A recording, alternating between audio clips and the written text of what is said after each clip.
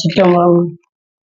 தல நீரை கனி அப்பம் மூடாவல் போரி கப்பிய கரிமுகன் அடிப்பேன் கற்றிடும் அடியவர் புத்தியில் உழைபவர் கற்பகமென வினை கடித்தேகும் தம்மதியமும் வைத்திடும் வரன் மகன் மற்பொரு திரள் போய மதையானை மத்தள வைரனை உத்தமி முதல்வனை மட்டவில் வளர் கொடு பணிவேனே தமிழ் அடைவினை முற்படுகிறதன் முற்பட எழுதிய முதல்வோனே முப்புறம் எரி செய்த ஆட்சி கொனுரை ரதம் அச்சது பொடி செய்த அதிதீரா அத்து எறது கொடு சுப்பிரமணிபடும் அப்புணம் அதனிடையாகி அக்குற மகளுடன் அச்சிறு முருகனை அக்கணமணம் அருள் பெருமா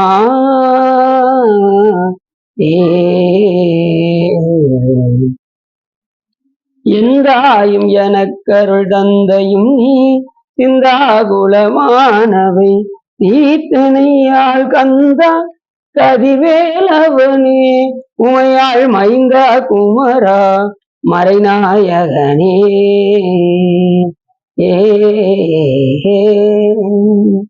பொழியர்கோன் வெப்பளித்த புகழியர்கோன் கடல் போற்றி ஆளி விசை கல்விதப்பி அணிந்த வீரான் அடி போற்றி வாலி திருநாவலூர் வன்தொண்டர் பதம் போற்றி ஊழிமொழி திருவா அதவுரல் திருத்தால் போற்றி. சிற்றம்பலம். எல்லாம் வல்ல சிவகாமி அம்பாளுடன் ஆகிய வள்ளல் வைத்தியநாத சுவாமியுடைய பெரும் கருணையினாலே நாம் இன்று அறிவாட்டாயினாரை பற்றி சிந்திப்பதற்கு திருவருளும் குருவருளும் அடியாரலும் கொட்டியுள்ளது. திருச்சிற்றம்பலம். முன்ன என்னுடைய வல்வினை போயிட முக்கண் அதுவுடை எந்தை தன்னை யாவரும் அறிவதற்கு அறியவன் எளியவன் அடியவர்க்கு பொன்னை வென்றது ஒரு புரிசடை முடிதனில் இளமதி அது வைத்த அன்னை ஆண்டுதன் அடியரில் கூட்டிய அதிசயம் கண்டாமே என்று மாணிக்கவாசகர் பெருமான் மிக அற்புதமாக சொல்கின்றார். இது என்ன சொல்ல வருகின்றார் என்று சொன்னால், பண்டை பிறரில் செய்த அந்த வினையை யார் நீக்க முடியும் என்று சொன்னால் குரு நீக்க முடியும். இப்ப தீட்சையெல்லாம் நம்ம எடுக்கும்போது நம்மளுடைய சஞ்சீத வினைகள் எல்லாம் குருநாதர் என்ன பண்ணிடுவாரு, அதை எரித்து விடுவார். அந்த பார்வை மூலியமாகவே, குருவின் பார்வை மூலியமாக நம்மளுடைய பண்டை வினைகள் எல்லாம் நீங்கிவிடும். அப்படி சிவபெருமானே மாணிக்கவாசக பெருமானுக்கு குருவாக வந்து அவருடைய வல்வினைகளை எல்லாம் நீத்தார். அப்படி நீப்பதற்கு என்ன உபாயம் அப்படின்னு கேட்டா, அடியவரோடு கூடியிருந்தால் அது நீங்கும். அடிப்படை என்ன அப்படின்னா, அடியாரோடு கூடியிருந்தால் சிவத்தை பற்றிய சிந்தனைகள் நமக்கு வரும், இல்லைன்னா வருவதற்கான வாய்ப்பு இல்லை. முன்னை என்னுடைய வல்வினை போயிட முக்கண் அது உடையந்தை தன்னை யாவரும் அறிவதற்கு அறியவன். அப்படிப்பட்ட பெருமான் யாருன்னா, யாவருமே காண கிடைக்காத கடவுள், யாராலையும் கண்டுகொள்ள முடியாத பெருமான், யாவராலும் அறிய முடியாத பெருமான். அந்த பிரம்மா விஷயங்களே தேடி போய் என்ன செய்ய முடியல, சாமியுடைய திருவிழியை பார்க்க முடியல. அப்படிப்பட்ட பெருமான் யாவரும் அறிவதற்கு அறியவன். ஆனா அடியார் கூப்பிட்டு என்ன செய்வாராம், ஓடி வந்துருவாராம் சிவன். அடியவருக்கு எளியவன் அப்படின்னாரு.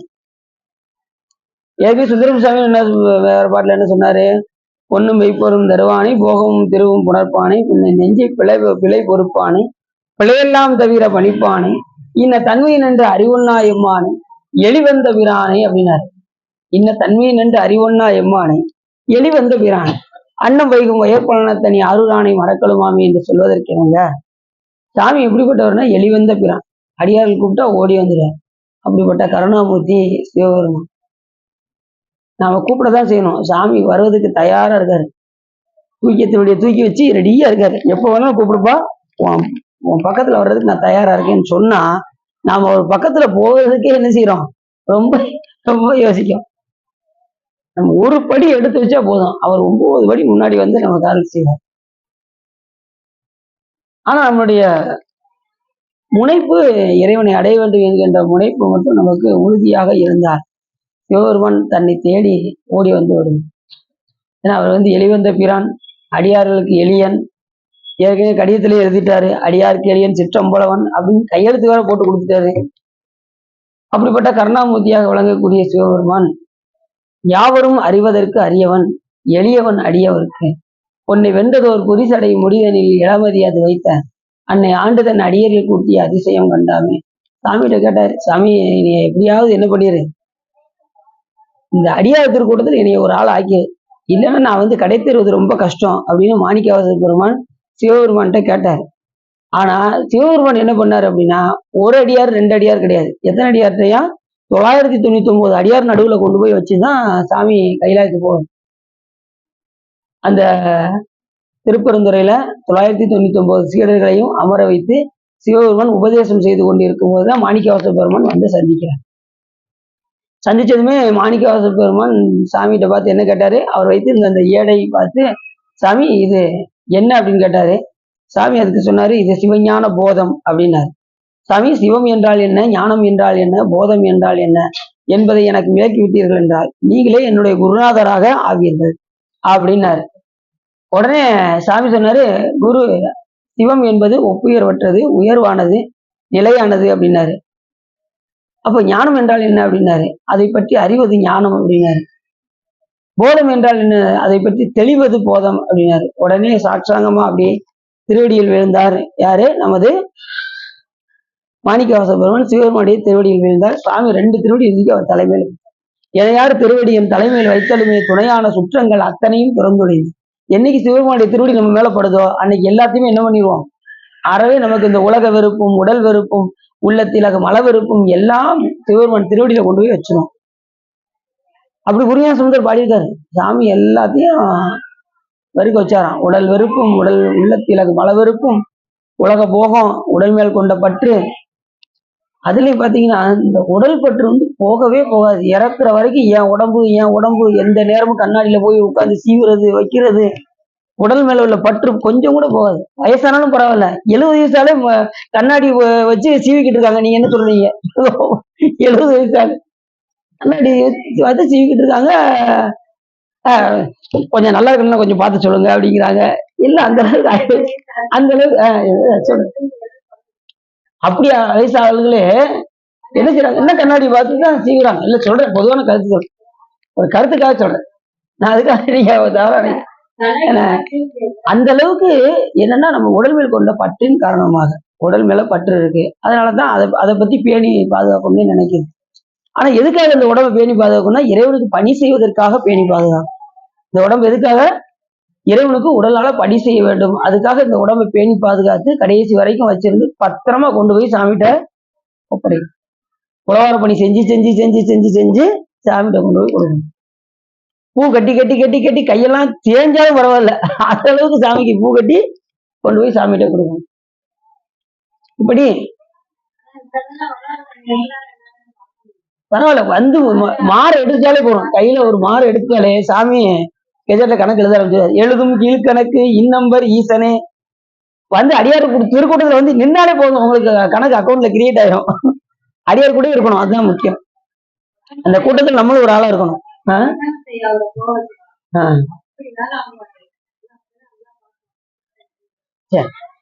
பரவாயில்ல இருக்கட்டும். வந்து இங்க இருக்க உங்களால எளிமையான பணி, அதாவது ஒரு ஒற்றை எடுத்த உங்களுக்கு உங்களால ஆன பணி ஒற்றை எடுக்கிறது, உங்களால என்ன செய்ய முடியுமோ கூட்டுறது, அதை மட்டும் செஞ்சுட்டு இருந்தா போதும். ரொம்ப கடினமா செய்யணும்னு அவசியம் கிடையாது. உங்க உடலினால் பணி செய்யணும் இறைவனுக்கு, அதுதான் முடிந்த அளவுக்கு உங்களால உங்க உடம்பு ஒத்துழைப்பு தருவதற்கு தகுந்தவாறு நீங்க பணி செய்யணும், அவ்வளவுதான். பணி செய்தால் ஒழிய இறைவனை நாம் என்ன செய்ய முடியாது. அப்படி 999 அடியார்கள் நடுவுல சாமி மாணிக்கவாசக பெருமானை இருத்தினார். அதை அந்த பாட்டை சொல்ற,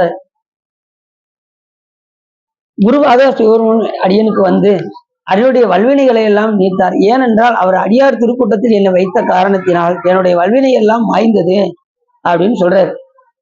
முன்னை என்னுடைய வல்வினை போயிட, வல்வினைன்னா கொடிய வினைன்னு அர்த்தம். பஞ்சமா பாதகம் எப்பேற்பட்ட கொடிய வினைகளா நம்ம செஞ்சிருந்தாலும் அதை நீக்கக்கூடிய ஒரே ஆற்றல் சிவபெருமான் ஒருவருக்கு உண்டு. அடியார் திருக்கூட்டத்துல இருந்தா உண்டு. பஞ்சமா பாதகம் இருந்தாலும் சரி, எப்பேற்பட்ட பாதகனும் கூட 64 திருவிளையாடல்கள்ல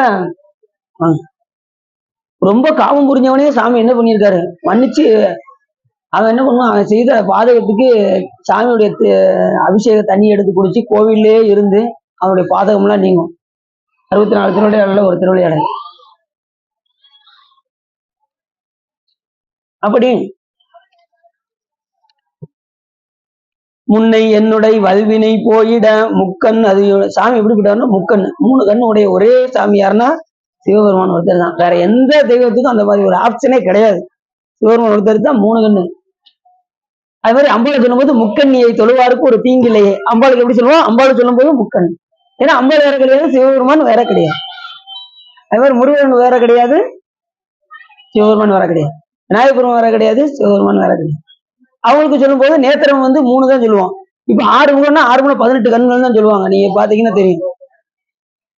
முருகனுக்கு கண்ணு எத்தனை? 18. கை எத்தனை? 12. 6 முகத்துக்கு 6 12 திருக்கரங்கள். அருவும் உருவும் அனாதியாய் பலவும் பிரமமாய் ஒன்றாய் பிரமமாய் நின்ற ஜோதி பிளம்பு அது ஒரு மேனியாகி கருணை ஒரு முகங்கள் 6ம் கரங்கள் 12 கொண்டு ஒரு திரு முருகன் வந்து உதித்தனன் அங்கு உலகம் உய்ய அப்படின்னு கந்தபுராணத்துல சொல்வதற்கு என்னங்க, சாமிக்கு 12 திருக்கரங்கள் முருகபெருமான். இப்படி நிறைய ஆப்ஷன் இருக்கு. அப்படி 3 கண்ணுடைய ஒரே சாமியார்னா சிவபெருமான் வச்சாதான். முக்கன் அது உடையந்தை தன்னை யாவரும் அறிவதற்கு அறிவன். யாராலையும் கண்டுபிடிக்க முடியாது. சாமி எங்க இருக்காருன்னு யாராலையும் காண முடியாது. ஆனா அடியார்கள் நினைச்சா என்ன பண்ணலாம்? பண்ணலாம். அவங்களுக்கு மட்டும் சாமி எளிமையா ஓடி வந்துருவாராம். அப்படி தன்னை யாவரும் அறிவதற்கு அறியவன், எளியவன் அடியவருக்கு, அடியாருக்கு எளியவனாக வருவார். அப்படிப்பட்ட சாமி எப்படிப்பட்டவர் அப்படின்னா, எளியவன் அடியவர்க்கு எளியவன் பொன்னை வென்றது ஒரு பொரிசடை முடிதனில் இளமதி அது வைத்து அன்னை ஆண்டுதன் அடியரில் கூட்டி அதிசயம் கண்டான். பெருமனே, என்னைய 7 அதிசயம்லாம் உலகத்தில் அதிசயம் அல்ல, என்னை இந்த அடியார் திருக்கூட்டத்தில் கூட்டி வைத்தாயே அதுதான் இந்த உலகத்திலே மிகப்பெரிய அதிசயம் என்று மாணிக்கவாசகன். ஏன்னா இப்ப நம்ம யாரை பத்தி பார்க்க போறோம்? அடியாருடைய புராணத்தை பத்தி பார்க்க போறோம். அறிவாட்டாயன் என்ன, அதனால நம்ம ஒரு அடியாரை பத்தி சொல்லிட்டு தான் போனா ரொம்ப சிறப்பா இருக்கும். அடியாருக்கு எவ்வளவு சிறப்பு அப்படிங்கறது நம்ம தெரிஞ்சுக்கணும். ஏன்னா அடியாருக்கு எளியனாக சிவபெருமான் வந்து அருள் செய்கின்றார் என்றால் அந்த அடியார் திருக்கூட்டம் எப்படி. நேற்று கூட ஒரு இதுல விளக்கம் சொன்னோம், ஒரு குழுவுல போய் இருக்கணும் அப்படின்னு அப்பர் சாமி சொன்னார்ல, ஒரு அடியார் திருக்கூட்டத்துல நாமளும் ஒரு ஆளாக இருக்கணுமா அப்படின்னு அப்பர் சாமி சொல்றாரு. சென்று கூடவேனாரு. புனிதன் தமர் குழுவில் சென்று கூடவே, எவ்விடத்தேன் சென்று கூடவே அப்படின்னு அந்த பாட்டுல சொல்றாரு. அப்ப நாம அந்த குழுவுல ஒரு ஆளாக இருந்து நாம் இறைவன் மேல் அன்பு செலுத்தி வழிபாடு செலுத்தி தான் நம்ம போக முடியும். அப்ப நீ நிறைய கொண்டு வந்துட்டீங்க சார், வந்துகிட்டே இருக்கக்கூடிய. சரி, ரைட்டு. முன்ன என்னுடைய வல்வினை போயிட முக்கன் அதுடைய எந்தை தன்னை யாவரும் அறிவதற்கு அறியவன், எளியவன் அடியவர்க்கு பொன்னை வென்றது ஒரு புரிசடை முடிதனில் இளமதி அது வைத்த, இளமதினா இளமதியாக வழங்கக்கூடிய சந்திரனை சூடியிருக்கக்கூடிய பெருமானே, இளமதி அது வைத்த அன்னை ஆண்டு தன் அடியரில் கூட்டிய அதிசயம் கண்டான். எல்லாருக்கும் தாயும் தகப்பனாக விளங்கக்கூடிய பெருமான் யாருன்னா சிவபெருமான். அதனால இந்த இடத்துல அன்னை ஆண்டுதன் அடியரில் கூட்டிய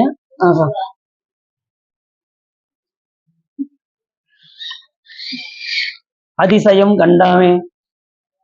உலகத்துல 7 அதிசயம் அதிசயம் இல்ல, இறைவன் இந்த அடியரோடு கூட்டியது அதிசயம். நிறைய பாட்டுல சொல்றாரு.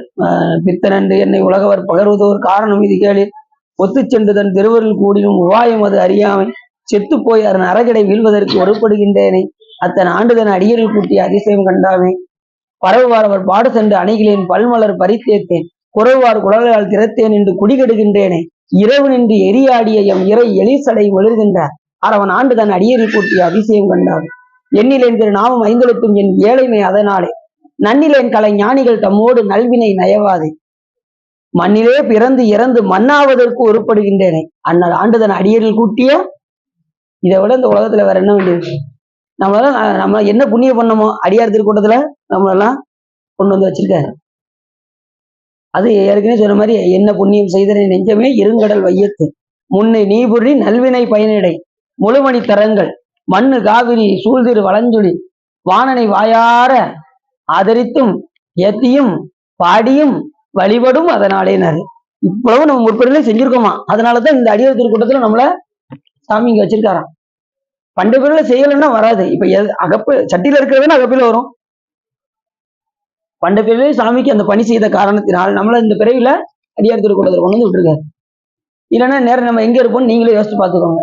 அடியன் எந்த நிலையில இருப்போன்னு இன்னும் என்னால கிரகிக்கவே முடியல. ஏன்னா அந்த அளவுக்கு எங்கிட்ட பாதையை மாத்தி சாமி கடைசி அடியார் திருக்கூட்டத்துல கொண்டு வந்து விட்டுருக்காரு.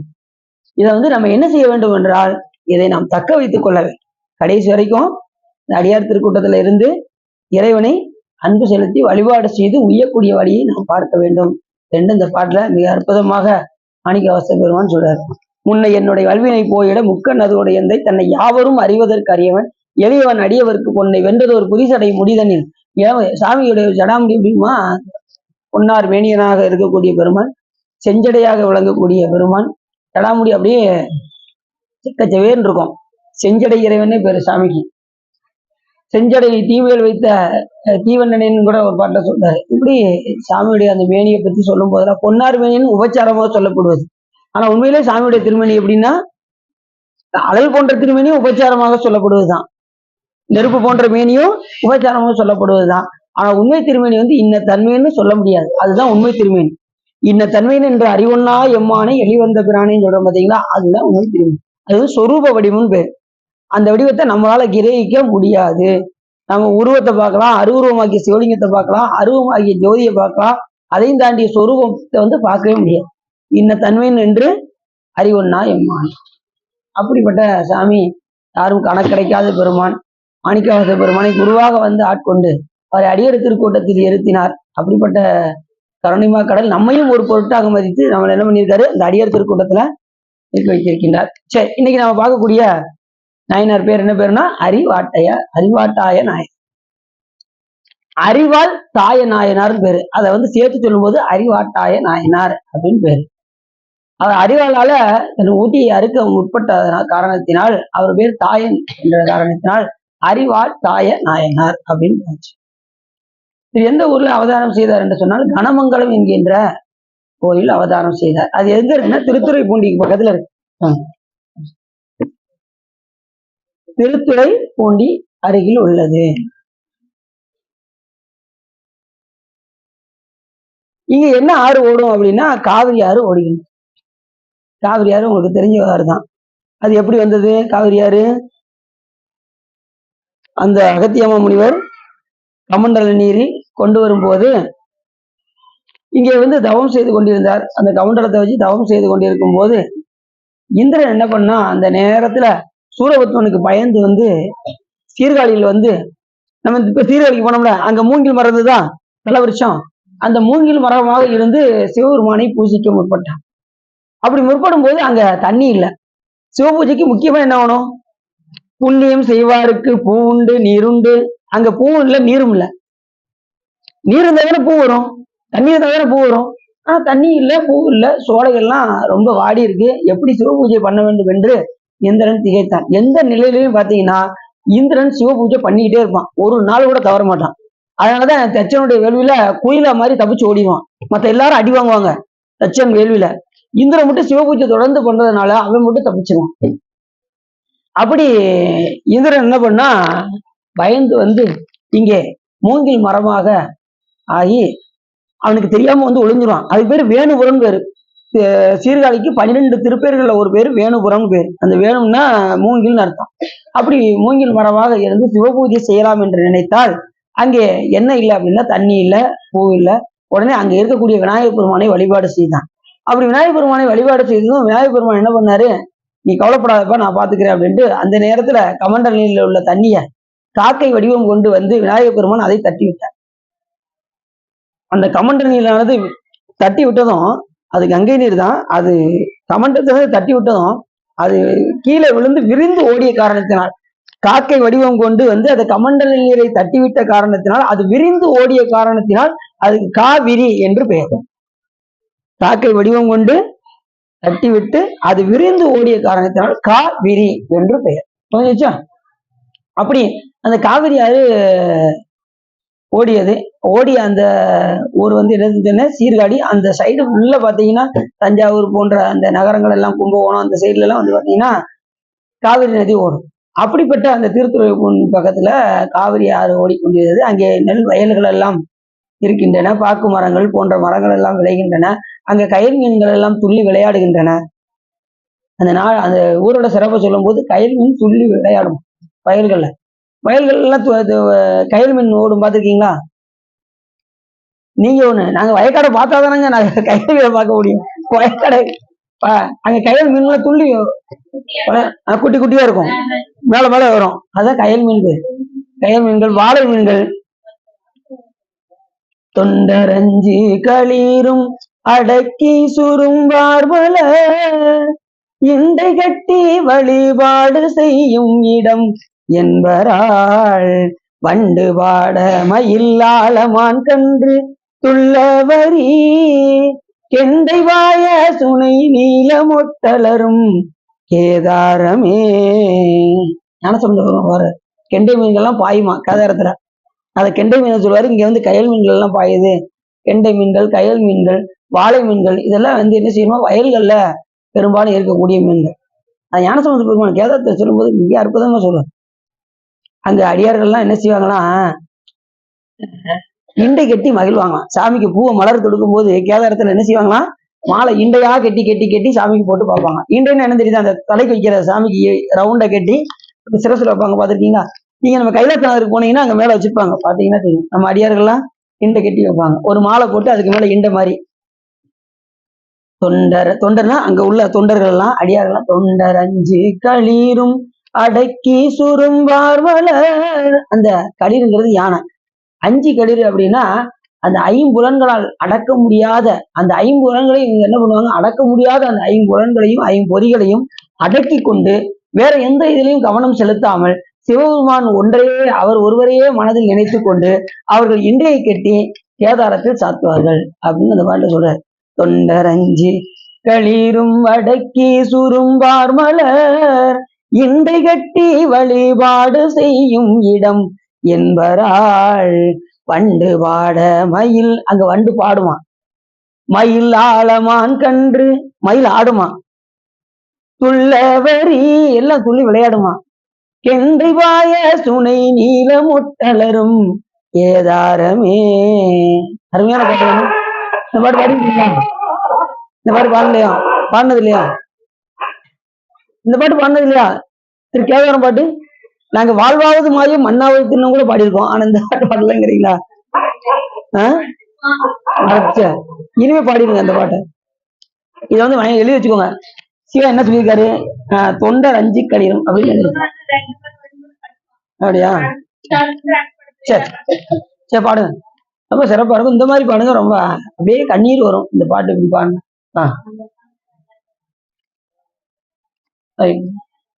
அப்படி இங்கே மீன்கள் எல்லாம் தொண்டி விளையாடி கொண்டிருக்கக்கூடிய அந்த நகரம், அங்கே வேளாண் குடியில் வேளாண் மரபில் தாயனாரில் வேளாண் குடினா வயலு,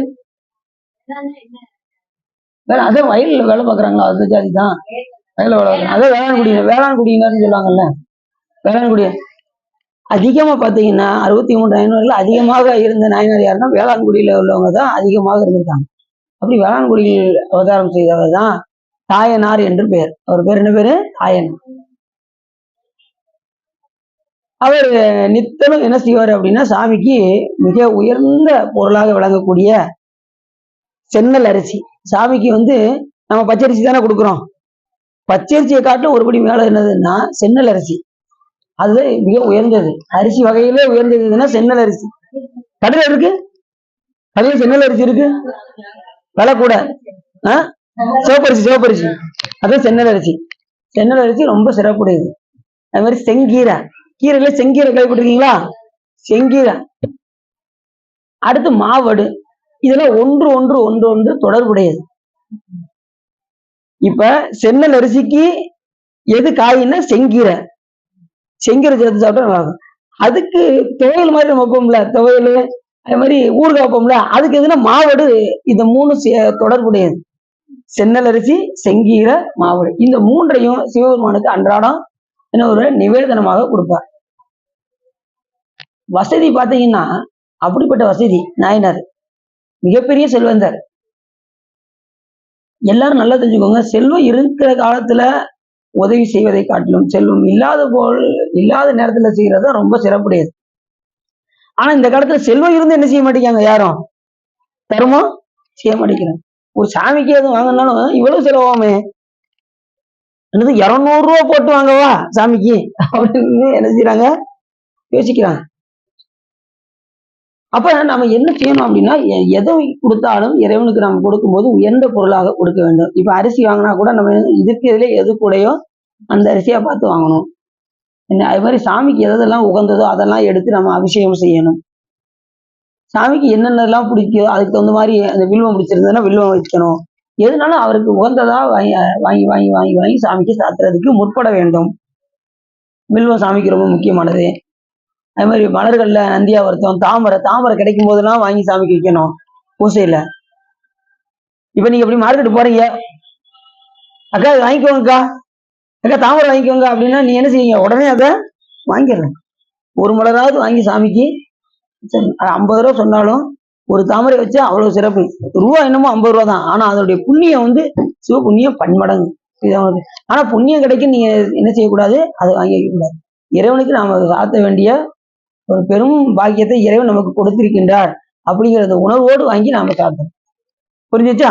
இனிமே என்ன செய்யக்கூடாது, எதை விட்டுறக்கூடாது, தாமரை விட்டுறக்கூடாது, வில்வத்தை விட்டுறக்கூடாது. எது கிடைச்சாலும் வாங்கி சாமிக்கு உடனே அதை சாத்தி விடணும். கொஞ்சம் யோசிச்சோம்னா அன்னைக்கு அந்த சிவ புண்ணியம் நமக்கு போயிடும். ஆனா வாய்ப்பு கிடைக்கும் போது, இப்ப நான் அடின்னு சொல்லும் போதே நீங்க ஒண்ணு நினைச்சிருக்கணும், என்ன தெரியுமா, அப்படி உள்ளத்தை சாமிக்கு போடுற மாதிரி பாவனை பண்ணியிருக்கணும். நீங்க செங்கரையும் சென்னல் அரிசியும் மாவடையும் சாமிக்கு கொடுக்குற மாதிரி நீங்க நினைச்சு பார்த்துக்கணும். நேரம் ஏற்கனவே உங்கள்கிட்ட சொல்லியிருக்கேன்ல, இதெல்லாம் சொல்லும் போதெல்லாம் அதை பாவனையாக செலுத்தினால் உடனே அது புறத்துல செய்வதை காட்டிலும் அகத்தில் செய்வதற்கு பன்மடங்கு உயர்ந்தது. அதனால நீங்க எதுவும் ரூபா இல்லைன்னாலும் கவலைப்படாதீங்க, உடனே அதை சாமிக்கு கொடுக்குற மாதிரி பாவனை பண்ணுங்க. சாமி எனக்கு அந்த அளவுக்கு வசதி இல்லைனாலும் உன்னை நான் உள்ளுக்குள்ளே வச்சு பார்க்குறேன் அப்படின்னு சொல்லி சென்னல் அரிசி, செங்கீரை, மாவடு இதெல்லாம் சாமிக்கு கொடுக்குற மாதிரி என்ன பண்ணணும், பாவனை பண்ணணும். பாவனை பண்ணா சாமி உள்ள இருந்து அருள் செய்யற விதமே தனியா இருக்கும். நீ எது சொன்னாலும் சாமி உடனே அதுக்கு ரிப்பீட் கொடுத்துருவாரு சாமி. அது அடியே நிறைய உணர்ந்திருக்கேன். நீங்களும் செஞ்சு பாருங்க, உங்களுக்கு அது உணர்வை எதனாலும் அகத்துக்குள்ளே செஞ்சு பாருங்க, ரொம்ப அற்புதமா இருக்கும். இன்னைக்கு தினசரி ஒரு பணி நீங்க செய்றீங்க. இப்ப நீங்க இப்ப துளசி வந்து டெய்லி இங்க இருந்து நடந்தே போறாங்க, எங்க மடவளத்துக்கு போறாங்க. இன்னைக்கு திடீர்னு வெளியூருக்கு போக வேண்டிய சூழ்நிலை வருது. அப்ப நீங்க என்ன பண்ணுவீங்க, மனசுக்குள்ள நீங்க அங்க போய்கிட்டு இருக்கும் போதே, இன்னொரு ஊருக்கு போய்கிட்டு இருக்கும் போதே நேரம் சாமி நடந்து போய்கிட்டே இருப்போம். முதல் பிரகாரத்துக்கு போறோம், சாமி விழுந்து கும்பிடுறோம், அப்புறம் சுத்தி வரோம், சாமிக்கு முன்னாடி ஒரு திருமுறை பாடுறோம், அப்புறம் சாமி இடத்துல போறோம், அப்பால் பக்கத்துல போறோம். இதெல்லாம் ஒரு கற்பனை பண்ணணும், மனசுக்குள்ள பாவனை செஞ்சுக்கிட்டே இருக்கணும். புரியுதா? ஜாதிச்சா நீங்க பண்ணுவீங்களா? பல நாளும் செஞ்சிருவீங்களா? வர முடியாது. இப்ப நீங்க கோயம்புத்தூருக்கு போறீங்க, அடிக்கடி போயிடுறீங்கல்ல, அந்த நேரத்துல நீங்க இங்க வந்த மாதிரி பாவனை பண்ணணும். என்ன சார், ஒரு மாதிரி நினைச்சுக்கிட்டே இருப்பீங்க. வெரி குட், சந்தோஷம். அப்படிதான் வராது அப்படி நினைச்சா உங்களுக்கு நீங்க வராட்டினாலும் கூட புண்ணியம் உண்டு. இன்னைக்கு நேரம் போக முடியலையே, அடியாரத்தில் கூட்டம் எல்லாரும் சொற்பொழி கட்டுக்கிட்டு இருப்பாங்க, நம்ம போக முடியாத சூழ்நிலையா இருக்கேன் அப்படின்னு நினைச்சாலே சாமி எழுதும் கீழ்கணக்கு இன்னம்பர் ஈசனே அப்படின்னு எழுதிடுவாரு. வந்து அதுக்கு மேல டபுள் மடங்கு, வந்த டபுள் மடங்கு வரனாலும் என்ன செஞ்சுவாரு, கணக்குல கிரியேட் ஆகும். சரி, இப்படி செங்கீரை, தென்னல் அரிசி, மாவடு இதை சுவாமிக்கு நிவேதனமாக கொடுப்பார். தினசரி அந்த திருக்கோயிலுக்கு சென்று அங்கே சாமிக்கு நிவேதனம் கொடுத்து கொண்டிருப்பார். மிகப்பெரிய செல்வந்தராக இருந்தார். இப்ப சாமி என்ன பண்ணாரு, செல்வம் உள்ள காலத்துல நமது அடியார் கொடுத்துக்கிட்டே இருக்காரு, செல்வம் இல்லாத காலத்திலையும் நம்முடைய அடியார் கொடுப்பாருங்கிறத இந்த உலகுக்கு நாம் உணர்த்த வேண்டும் என்று, தொண்டருடைய பெருமையை உலகுக்கு உணர்த்த வேண்டும் என்று சிவபெருமான் விரும்பினார். விரும்பின அடுத்த நிமிஷமே அவருக்கு இந்த யானை இதுல விளாங்கனியை போட்டா எப்படி முழுக்குன்னு முழுகியதோ அது போல அவருடைய செல்வம் டக்கு டக்கு டக்குன்னு குறைய ஆரம்பிச்சு. செல்வம் நாளுக்கு நாள் குறைய ஆரம்பிச்சு. செல்வம் இருக்கும்போது ஒருத்தவங்களோட முகத்தை பார்த்தீங்கன்னா ரொம்ப தெளிச்சியா இருக்கும். 10 பேரும் அரட்டுற மாதிரி பேசுவாங்க. செல்வம் கையில இருந்துச்சு, என்ன சொல்லிக்கிட்டு இருக்கீங்க, என்ன பண்ணிக்கிட்டு இருக்கீங்க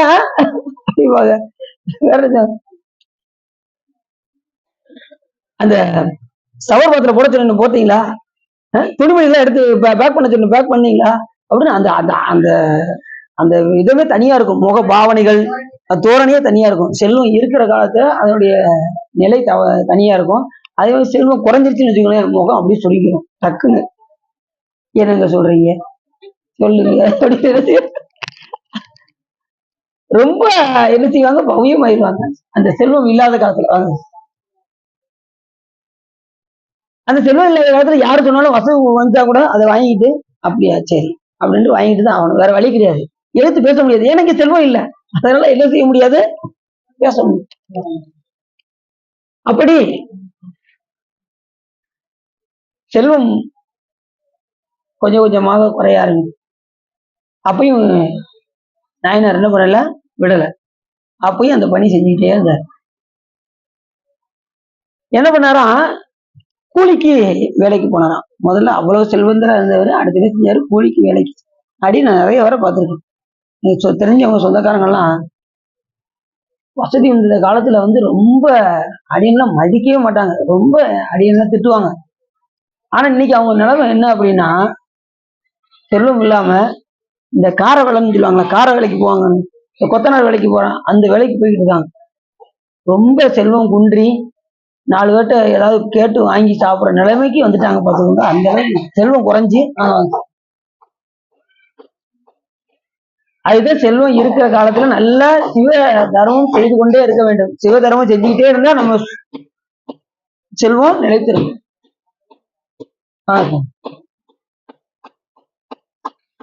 உடனே இப்ப வந்து சிவா யோசிக்காங்க, ஈஸ்வரிச்சுதான் அப்ப சிவபெருமான் நம்மளையும் சோதிப்பாரா அப்படின்னு நீங்க நினைச்சிட வேண்டாம். சாமி என்னைக்கும் சோதிக்க மாட்டாங்க, புரியுதா உங்களுக்கு?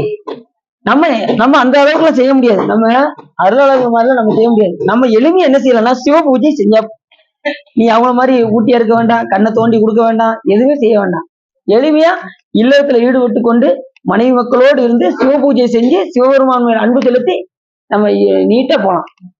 எளிமையான வடிவம் வந்து எதுனா, எளிமையான வழி எது அப்படின்னா இந்த இல்லறத்தில் ஈடுபட்டு கொண்டு ஈசனை அடைவது. துறவரம் வந்து ரொம்ப கஷ்டம். துறவரம் வந்து என்னன்னா முள்ளுல படுக்கிறது போல.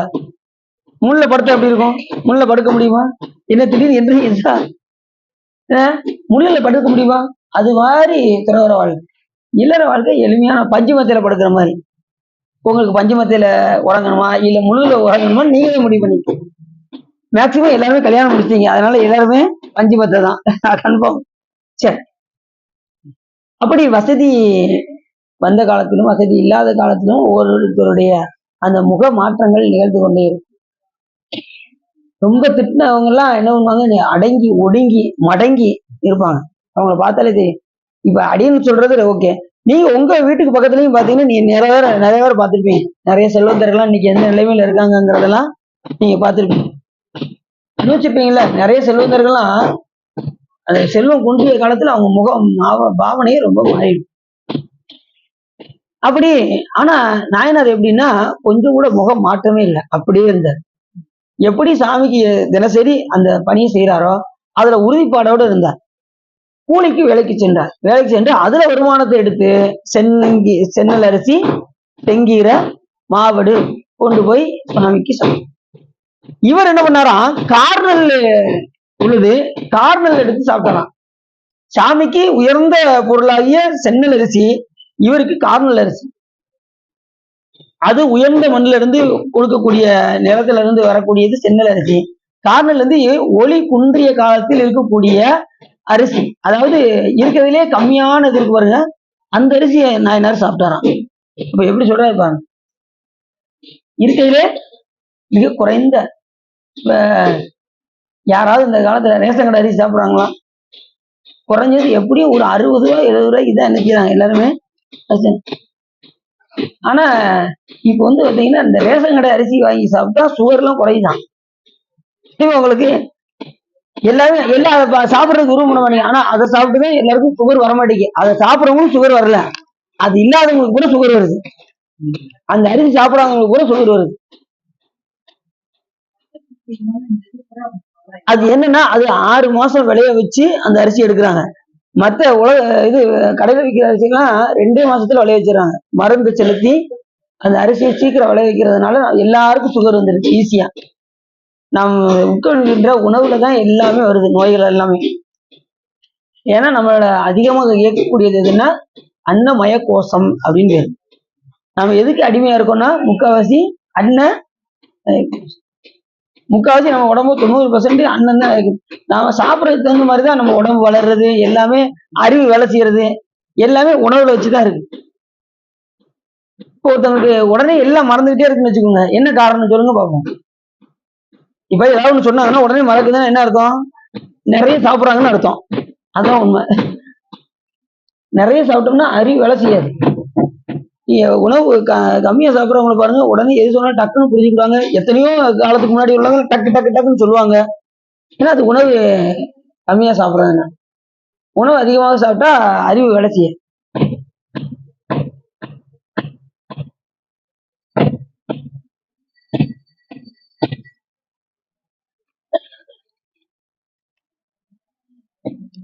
புரியுதா உங்களுக்கு? அப்போ என்ன செய்யணும்?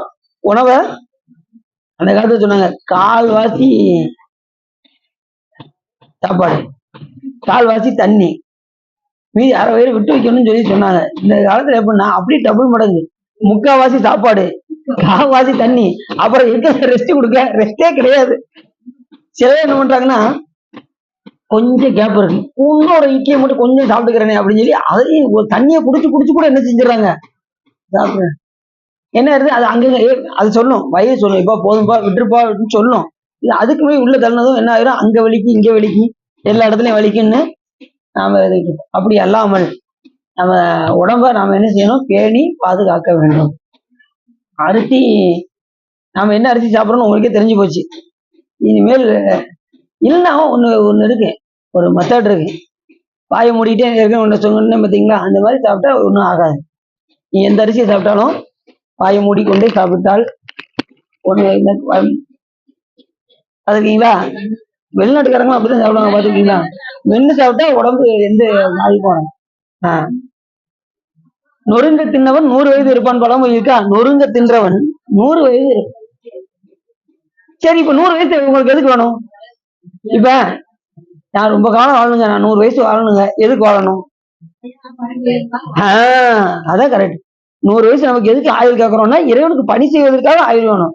அதை விடுத்துட்டு சாப்பிட உண்ண உறங்க இதுக்கு நமக்கு ஆயுசு வேணும் சொல்லுங்க பார்ப்போம். ஒரு கிராமத்துக்கு போயிருந்தேன். அங்க ஒரு அம்மா சொல்லிக்கிட்டு இருந்தாங்க, நல்ல 100 வயசுல நல்லா சாப்பிட்டு போட்டு நல்லா இருந்து காலத்தை போக்க வேண்டியதானே அப்படின்னு அந்த அம்மா. நல்லா நல்லது போல நல்லா இருந்து நல்லா சாப்பிட்டுட்டு போகணுமா அப்படின்னு ஒரு அம்மாட்ட சொல்லிட்டு இருக்காங்க. ஒரு அம்மா வந்து நல்லா நல்லா இருக்கிற வரைக்கும் நல்லா சாப்பிட வேண்டியதானே, 100 வயசு வரைக்கும் நல்லா சாப்பிட்டு போட்டு போவேன் அப்படின்னு அந்த அம்மா. சாப்பிடறதே குறிக்கோளா இருக்காங்க. நமக்கு வந்து அதுக்கு வந்திருக்கோம். நம்ம வந்த வேலை என்ன, சாப்பிடுவதற்கு வந்திருக்கோம். அதுவும் மாணிக்கத்தை சொன்னாரு, உண்டு உடுத்தி இங்கு இருப்பதாக போனீரே அப்படின்னாரு. உண்ண வேண்டியது, உறங்க வேண்டியது, வேலைக்கு போக வேண்டியது, இந்த 3 தான் நம்ம தொழிலா வச்சிருக்கோம். காலையில இருந்து வேலைக்கு போக வேண்டியது, அப்புறம் சாப்பிட வேண்டியது, அப்புறம் உறங்க வேண்டியது. இதை தவிர்த்து வேற வேலையே கிடையாதா நமக்கு? நமக்கு எத்தனை வேலை இருக்கு?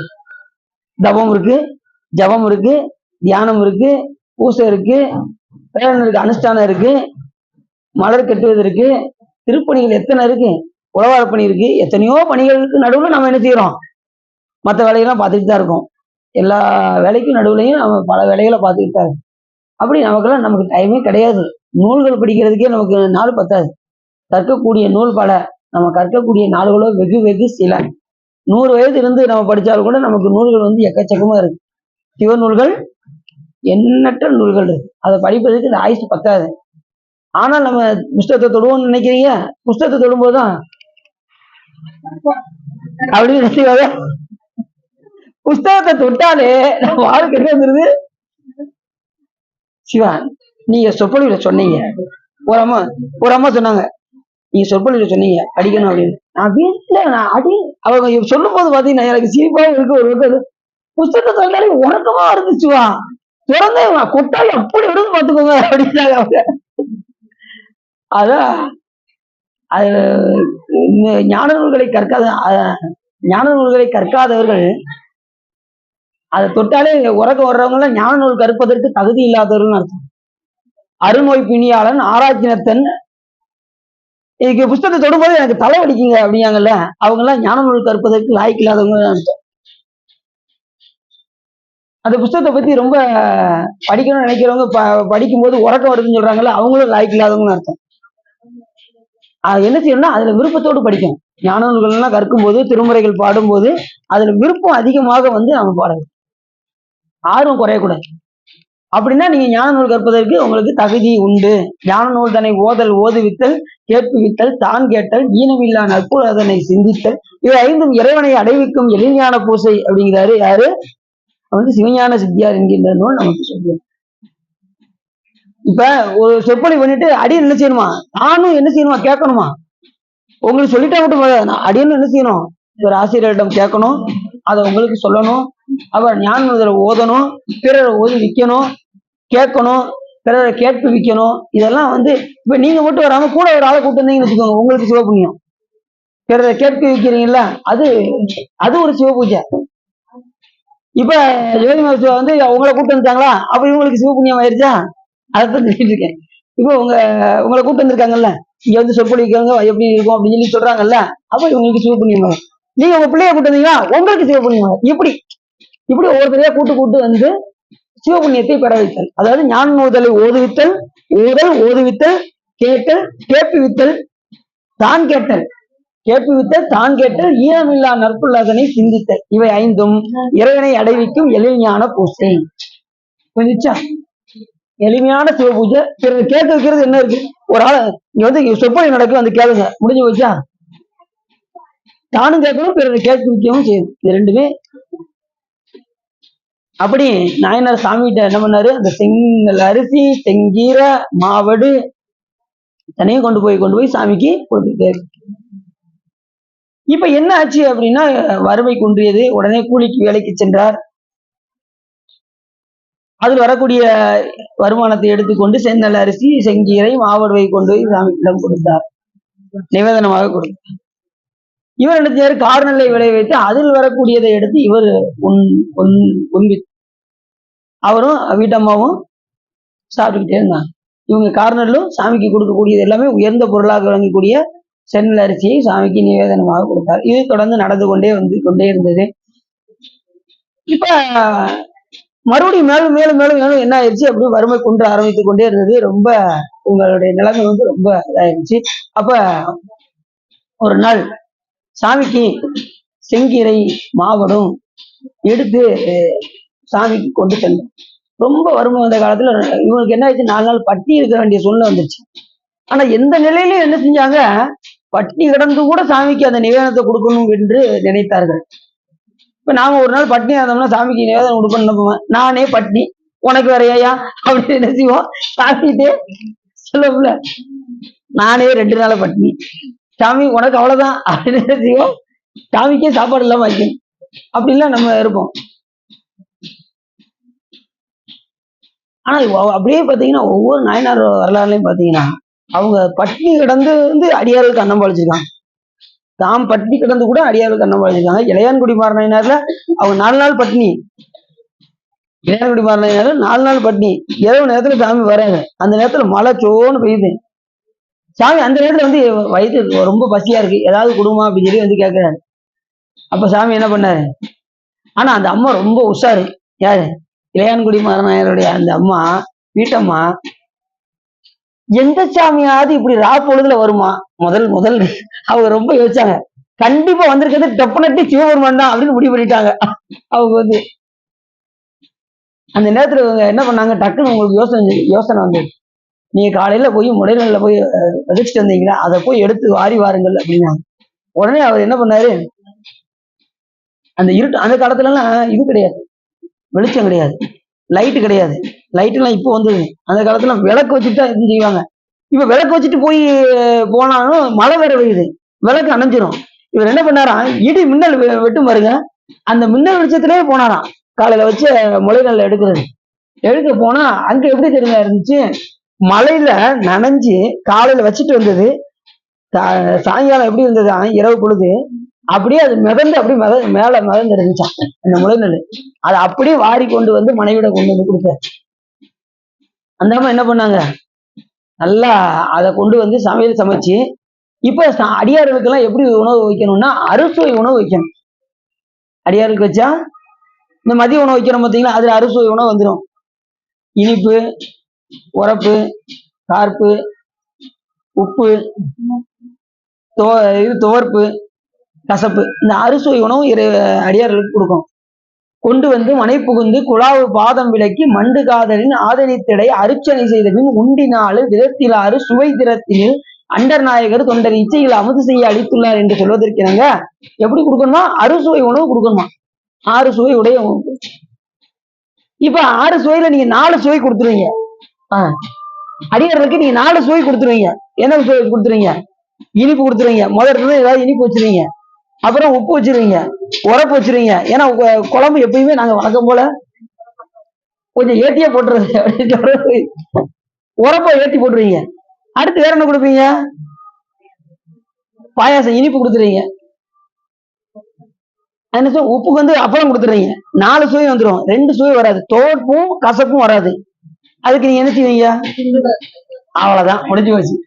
கரெக்ட். சுண்டவத்துல வச்சிடலாம். இல்லைன்னா இந்த நார்த்தங்காய் ஊறுகாய் இருக்கு பாத்தீங்களா, அதுல 2மே இருக்கு, துவப்பு இருக்கு கசப்பு இருக்கு. இந்த சுவை அடியாருக்கு வைக்கும் போது அறுசுவை உள்ள இருக்கணும். அதனாலதான் அந்த மதிய உணவுலதான் நீங்க என்ன செய்யணும், அது அந்த அத்தனையும் வந்துடும் அறுசுவை உணவு. அதனால அதுக்கு மதியம் செய்யறதுக்கு பேர் மாகேஸ்வர பூஜை என்று பெயர். அதுக்கு மற்ற நேரத்துல கொடுக்கறது இல்லைன்னு கிடையாது, உண்டு. ஆனாலும் அடியார்கள் கொடுக்கும்போது இந்த அறுசுவை உணவு கொடுத்தா ரொம்ப சிறப்புடையது. கொஞ்சம் சார் தோப்பும் கசப்பும் இதுல இருக்குல்ல, சுண்டத்துல வருதுல்ல. ஆமா, துவக்கும்ல, துவக்கும் செய்யும், கசப்பும் செய்யும். நாத்தங்க ஊருக்கு துவக்கும் செய்யும், கசப்பும் செய்யும், 2மே இருக்கு. இது வந்து அறுசுவை உணவு நம்ம அடியார்களுக்கு கொடுத்தே ஆகும். அந்த நாயனார்ல என்ன பண்ணுவாங்க, இளைஞர்களை கொண்டு வந்து மனை புகுந்து அந்த அடியார்களை வரவழைத்து போய் கூட்டு வருவாங்க அடியார்களை. இப்ப யாராவது நம்ம போய் கூட்டுவாங்க பார்ப்போம், யாரையாவது அடியார்களை, ஏன் எங்க வீட்டுக்கு இல்லத்துக்கு வாங்கயா, பாத பூஜை செஞ்சு அடியாருடைய இல்லத்துல வந்து நீங்க எழுந்தல் செய்யணும் அப்படின்னு யாராவது கேட்கறோமா? அந்த காலத்துல அடியார்கள்லாம் கொண்டு வந்து மனை புகுந்து அவங்க வீட்டுக்கு வரவழைத்து அவங்களுக்கு பாத பூஜை செய்து கொண்டு வந்து மனை புகுந்து குழாவு பாதம் விலக்கி மண்டு காதலில் ஆதனித்திடை அர்ச்சனை செய்தவன் அவங்கள இது சிவபெருமானாக பாவித்து அவங்களுக்கு சந்தன குங்குமம்லாம் வச்சு அவங்கள அர்ச்சனை பண்ணி இல்லத்துல உட்கார வச்சு அவங்களுக்கு தீவரனை காட்டி அத்தனை செஞ்சுதான் என்ன பண்ணுவாங்க, அமுது பாடிக்க வைப்பாங்க. இந்த சிவபெருமானுக்கு எப்படி பத்தி எல்லாம் காமிச்சு சாமிக்கு நிவேதனம் கொடுக்குமோ அதே போல அடியார்கள் வந்து திரு அமுது செய்தருள வேண்டும் அப்படின்னு கேட்கணும். சாமி அடியார்கிட்ட கேட்கணும், சிரமம் தீர அன்னம் பாலிக்க வேண்டும், அடியனுடைய சிரமம் தீர அன்னம் பாலிக்க வேண்டும் கேட்டோம்னா உடனே அவங்க மற்றவங்களுக்கு சோபனமாக அப்படின்னு அடியார்கள்லாம் என்ன செய்வாங்க சொல்லுவாங்க. அப்படின்னா நமக்கு எவ்வளவு இனிமையா இருக்கும், அடியார்களுடைய திருவாயினால் நமக்கு மற்றவங்களுக்கு சோபனமாகுக அப்படின்னு சொல்ற அளவுக்கு நாம அந்த மாகேஸ்வர பூஜையை நாம் நடத்த வேண்டும். கொண்டு வந்து மனை புகுந்து குழாவு பாதம் விலக்கி மண்டு காதலின் ஆதனித்தடைய அர்ச்சனை செய்தபின் உண்டினாலு விதத்திலாறு. உண்டினாலுன்னா இந்த உண்ணல், நக்கல், பருகல், அப்படி இந்த பாயசத்தை என்ன செய்வாங்க, அது அப்படித்தானே சாப்பிடுவாங்க. அதனால அப்படி அந்த 4 விதமான இது அறுசுவை உணவு வந்து இந்த அறுசுவை உணவு உண்டினாலு விதத்தில் 6 சுவைங்கிறது அந்த சுவை திறத்தில் 6. அண்டர் நாயகர் தொண்டை இச்சையில் அமுது செய்ய அளித்துள்ளார். அந்த அடியார்களை அண்டர் நாயகனாக விளங்கக்கூடிய சிவபெருமானாக பாவித்து அமுது செய்விக்க கடவுது. வந்திருக்கக்கூடியது அகிலாண்ட கோடி பிரம்மாண்ட நாயகனே நமது இல்லத்தில் வந்து அமுது செய்கின்றார் என்கின்ற அந்த திறத்தோடு நாம் அவர்களுக்கு அமுது செய்விக்க வேண்டும். அப்படி இவர் என்ன பண்ணாரு, இந்த முறையில கொண்டு வந்து கொடுத்ததும் உடனே அந்த அம்மா என்ன பண்ணாங்க, உடனே இப்ப அந்த அம்மா என்ன பண்ணாங்க, இளையங்குடி மாநகருடைய அந்த அம்மா இப்ப அறுசுவை வேணும். இப்ப சாப்பாடு சமையல் செஞ்சாச்சு, இப்ப காய் வேணும், கூட்டு வேணும், என்ன செய்யணும், கொல்லப்புறத்துல இருக்கக்கூடிய கீரை எல்லாம் பறிச்சு வச்சிருந்தாங்க. அங்க பக்கம் எங்க பாத்துருங்க, கொல்லப்புறத்துல உள்ள கீரை எல்லாம் பறிச்சு வச்சிருந்தாங்க அந்த அம்மா. உடனே நாயனார் என்ன பண்ணாரு, கொல்லப்புறத்துல உள்ள அந்த கீரை எல்லாம் பறிச்சு வந்ததும் கீரை காய், கீரை குழம்பு, இதுலயே அறுசுவை வச்சாங்களாம் பாருங்க. அந்த இரவு பொழுது அந்த சிவபெருமானே அவர் வீட்டுக்கு வந்தாங்க. வரும்போது சாமிக்கு அறுசுவை உணவு கொடுக்கணுங்கிற இதுல அந்த கீரையிலேயே அறுசுவையும் வச்சாங்களாம் அந்த அம்மா.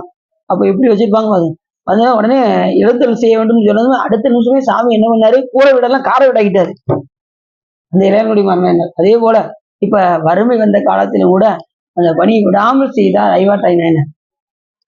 சென்னலும் செங்கீரையும் மாவடும், இது ஒன்று முதல்ல சொன்னேன், இது ஒன்று தொடர்புடையது. சென்னல் அரிசிக்கு எது உகந்ததுன்னா செங்கீரை, செங்கீரைக்கு எது உகந்தது அப்படின்னா மாவடு. இந்த 3ஐ வச்சுதான் அமுது பாலிக்க முடியும்.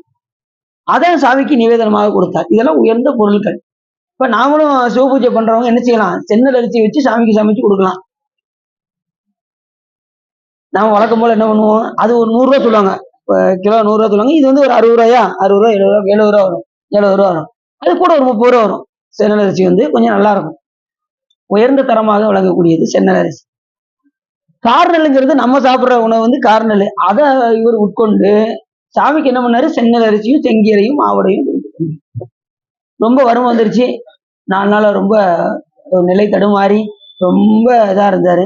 உடனே அந்த அம்மா பின்னாடி அவரு எப்பயும் போல வழக்கம் போல அவர் அந்த செந்நெல் அரிசி செங்கீரை மாவடை எடுத்து கொண்டு அப்படி செல்லும் போது பின்னாடி அந்த அம்மா கையில ஆணைந்து எடுத்து கொண்டு சென்றாராம்.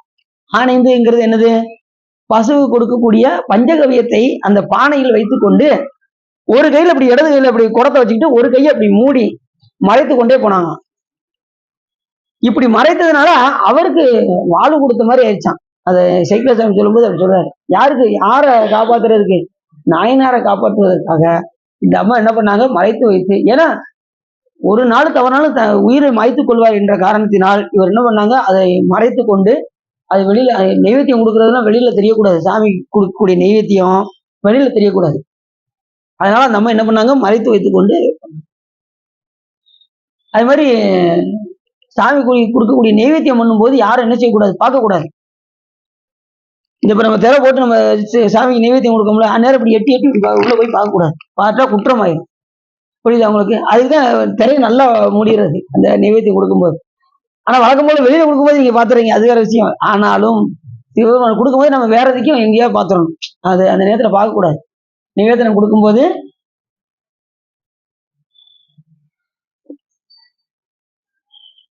அப்படி நைவேத்தியம் கொடுக்கும்போது எதை நம்ம நைவேத்தியமா இறைவனுக்கு கொடுக்குறோம்? தற்போதம் அந்த சொல்லிட்டாங்க கரெக்டா. நம்முடைய தற்போதத்தையே இறைவனுக்கு உணவாக ஊட்ட வேண்டும்.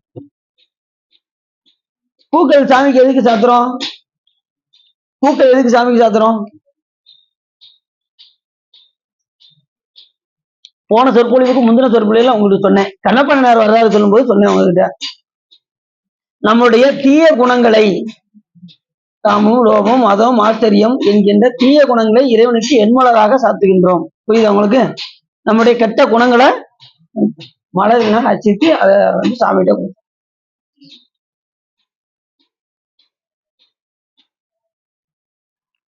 இப்படி ஒவ்வொன்றும் நம்ம வந்து சாமி கிட்ட ஒன்னொன்னையா அர்ப்பணிக்கிறது.